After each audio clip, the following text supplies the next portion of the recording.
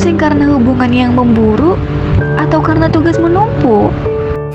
Dengar ada pengumuman tugasnya itu sulit kayak hubungan.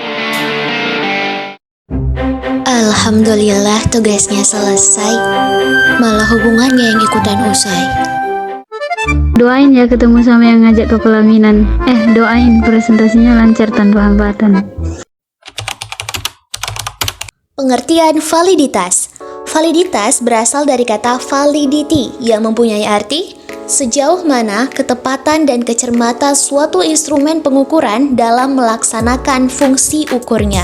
Validitas tes pada dasarnya menunjuk kepada derajat fungsi pengukurnya suatu tes atau derajat kecermatan ukurnya suatu tes. Suatu alat evaluasi atau tes yaitu instrumen yang mempunyai validitas tinggi adalah jika alat itu dapat mengukur apa yang sebenarnya akan diukur, kemudian memberikan hasil ukur yang tepat dan akurat sesuai dengan maksud dikenakannya tes tersebut.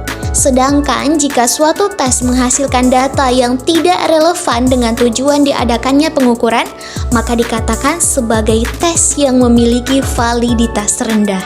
Macam-macam validitas. Secara garis besar, ada dua macam validitas, yaitu validitas logis dan validitas empiris. 1. Validitas logis. Istilah validitas logis mengandung kata logis, berasal dari kata logika, artinya penalaran. Sebuah instrumen dapat dikatakan memiliki validitas logis apabila telah memenuhi persyaratan valid berdasarkan hasil penalaran. Kondisi validnya dipandang terpenuhi karena instrumen yang bersangkutan sudah dirancang secara baik, mengikuti teori dan ketentuan yang ada. 2. Validitas empiris.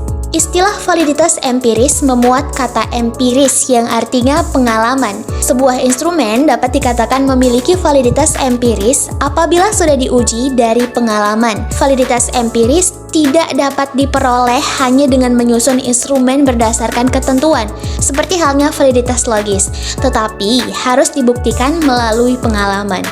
Jika diturunkan, terdapat 4 macam validitas. Validitas isi, validitas konstruk, validitas ada sekarang, validitas prediksi. Cara mengetahui validitas alat ukur. Teman-teman bisa perhatikan gambar dan keterangan yang ditampilkan ya. Faktor-faktor yang mempengaruhi validitas. Beberapa faktor tersebut secara garis besar dapat dibedakan menurut sumbernya. Pertama, faktor yang berasal dari dalam tes. Salah satunya adalah kata-kata yang digunakan dalam struktur instrumen evaluasi terlalu sulit. Kedua, faktor yang berasal dari administrasi dan skor.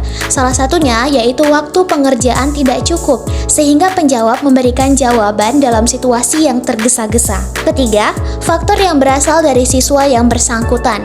Sebagai contoh, ketika siswa melakukan tes penampilan keterampilan, ruangan terlalu ramai atau gaduh sehingga para siswa tidak dapat konsentrasi dengan baik. 3 menit nih, udah dapet apa aja weh?